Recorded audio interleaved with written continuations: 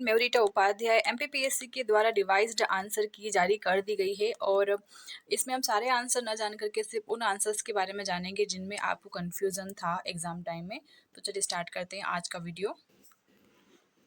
पहला प्रश्न है हमारा कि जवाहरलाल नेहरू ने भारत की संविधान सभा की किस बैठक में उद्देश्य प्रस्ताव पारित किया गया था। तो एमपीपीएससी के द्वारा इसका आंसर बताया गया है 5वीं संविधान सभा में।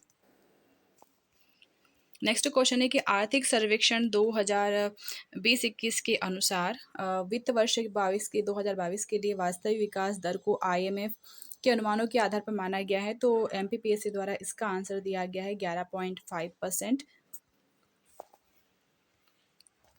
नेक्स्ट क्वेश्चन है हमारा कि आईटी अधिनियम 2000 में महत्वपूर्ण अवधारणा ओ को पेश किया गया है। तो इसमें एमपीपीएससी के द्वारा उपरोक्त सभी को सही माना गया है। और नेक्स्ट क्वेश्चन जिसमें सभी को कन्फ्यूजन था कि नीलामी या गतिशील मूल्य निर्धारण बाजार के उदाहरण है कौन, इसमें से कौन सी प्रणाली है। तो इसका आंसर एमपीपीएससी के द्वारा ए दिया गया है B2B। नेक्स्ट क्वेश्चन है कि दो कंप्यूटरों के बीच डेटा पैकेज को स्थानांतरित करने के लिए किसका उपयोग किया जाता है। तो एमपीपीएससी के द्वारा इसका आंसर बताया गया है B रूटर। नेक्स्ट क्वेश्चन है कि मध्य प्रदेश के प्रमुख चित्रकारों में से निम्नलिखित में से कौन शामिल नहीं है।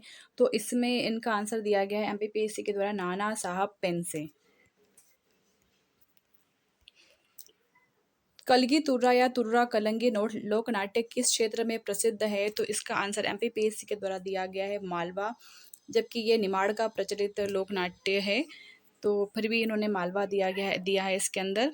नेक्स्ट क्वेश्चन है कि कौन सा अभिलेख विश्व के प्रथम विज्ञापन के तौर पर जाना जाता है। तो इसमें एमपीपीएससी के द्वारा आंसर दिया गया है दशपुर अभिलेख।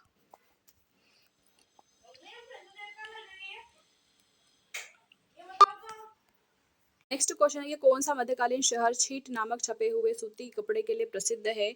तो ये वाला था, इसमें धार आना चाहिए था बट इन्होंने दिया है सिरोंज को सही आंसर माना है एमपीपीएससी के द्वारा। नेक्स्ट क्वेश्चन है हमारा कि एक नेटवर्क वातावरण में जो सर्वर नहीं है कौन सा है। तो इसमें इन्होंने दिया है नेटवर्क सर्वर को सही आंसर माना है आंसर डी को। और एक क्वेश्चन था कि एक सामान्य नेटवर्क टोपोलॉजी नहीं है। तो इसमें इन्होंने ग्रिड को दिया है राइट आंसर। एक ये वाला प्रश्न जिसने सभी को कंफ्यूज किया था वो है सच्चा न्यायोचित विश्वास अक्सर कहा जाता है। तो इसका आंसर सही दिया है एमपीपीएससी के द्वारा ज्ञान। नेक्स्ट क्वेश्चन है कि अखिल भारत शासन अधिनियम 1935 के तहत प्रस्तावित संघीय प्रणाली थी। तो इसमें अधिकतर बच्चों ने अखिल भारतीय संघ या भारत संघ दोनों में से कोई एक लगाया है आंसर। तो एमपीपीएससी के द्वारा भारत संघ को इसमें राइट आंसर माना है। नेक्स्ट क्वेश्चन है कि जवाहरलाल नेहरू ने भारत के संविधान सभा की किस बैठक में उद्देश्य प्रस्ताव रखा था। तो ये आई थिंक शायद आगे हो गया है। तो इन्होंने इसका आंसर वैसे दिया है 5वीं बैठक में। प्रश्न था कि मध्य प्रदेश में स्वतंत्रता आंदोलन के संबंध में असत्य कथन कौन सा है। तो इसमें एमपीपीएससी के द्वारा आंसर डी को राइट माना गया है सिपाही बहादुर सरकार की स्थापना। इसे गलत आंसर माना है एमपीपीएससी के द्वारा। एक प्रश्न था कि वर्चुअल कीबोर्ड से कंप्यूटर की सुरक्षा करते हैं, किससे करते हैं। तो ये इसका आंसर आएगा उपरोक्त सभी एमपीपीएससी के द्वारा इसे राइट आंसर माना गया है कि पासवर्ड चोरी, ट्रोजन प्रोग्राम और स्पाईवेयर सभी से वर्चुअल कीबोर्ड रक्षा करता है हमारे कंप्यूटर की। नेक्स्ट क्वेश्चन है कि एक ईमेल जो एक स्रोत से उत्पन्न दिखता है लेकिन वास्तव में दूसरे से भेजा गया होता है। तो इसका आंसर माना गया है एमपीपीएससी के द्वारा बी स्पूफिंग।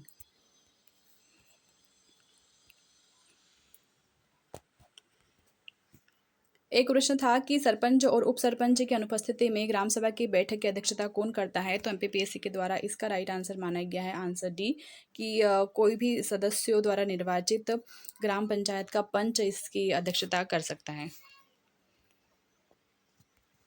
एक प्रश्न था कि मध्य प्रदेश लोक सेवा आयोग में अधिकतम कितने सदस्य होते हैं। तो इसका राइट आंसर एमपीपीएससी के द्वारा दिया गया है 5 सदस्य। वर्तमान में इसके 4 सदस्य हैं और इसका अधिकतम अगर देखा जाए तो इसके 7 सदस्य होना चाहिए बट एमपीपीएससी के द्वारा इसके 5 सदस्य बताए गए हैं।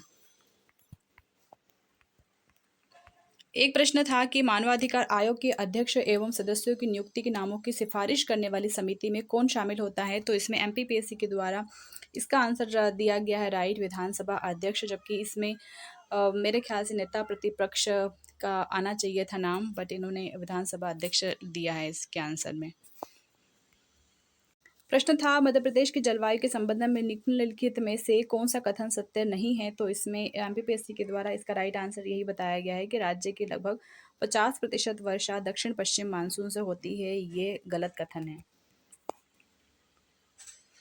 मालवा संवत इस नाम से भी जाना जाता है, तो इसमें एमपीपीएससी के द्वारा इसे कृत संवत के नाम से जाना जाता है, ये बताया गया है। और एक प्रश्न था कि मध्यकालीन शहर छीट नामक छपे हुए सूती कपड़े के लिए प्रसिद्ध था, तो इसमें एमपीपीएससी के द्वारा सिरोंज को बताया गया है मध्यकालीन शहर।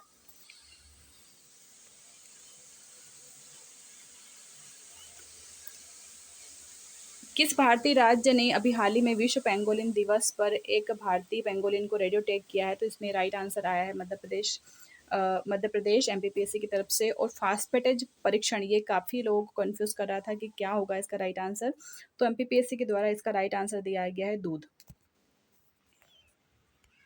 प्रश्न तो लगभग किसी को समझ में नहीं आया कि रणजीत सिंह का संबंध किस मिसल से है, तो इसमें एमपीपीएससी के राइट आंसर आया है शुकर चकिया। और एक प्रश्न था ये वाला कि कांग्रेस सम्मेलनों को शिक्षित भारतीयों का वार्षिक राष्ट्रीय मेला किसने कहा है, तो ये इसका राइट आंसर आया है लाला लाजपत राय। एमपीपीएससी के द्वारा रिवाइज्ड आंसर की के साथ एक नोटिफिकेशन भी जारी किया गया है, जिसमें उन्होंने कहा है कि यदि किसी को दिए हुए आंसर में आपत्ति है, यानी कि लगता है उन्हें कि हमारा आंसर गलत है, तो आप आपत्ति लगा सकते हैं। पर इसके लिए आपको जो संदर्भ ग्रंथों का नाम, पुस्तक के लेखक का नाम और संदर्भ पुस्तक का संबंधित पृष्ठ या दस्तावेज अनिवार्यतः संलग्न करना पड़ेंगे। यानी कि जिसमें भी आपको लग रहा है कि ये क्वेश्चन का आंसर गलत है, तो आपको उस आंसर से संबंधित आपको दस्तावेज साथ में संलग्न करना पड़ेंगे आपत्ति के साथ में। और इसके लिए आपको 7 दिन का टाइम दिया गया है जब से इन्होंने आंसर की जारी की है, यानी कि कल 22 तारीख को जारी की थी। तो 22 तारीख से लेकर के आप 7 दिन के अंदर इसको आपत्ति लगा सकते हैं।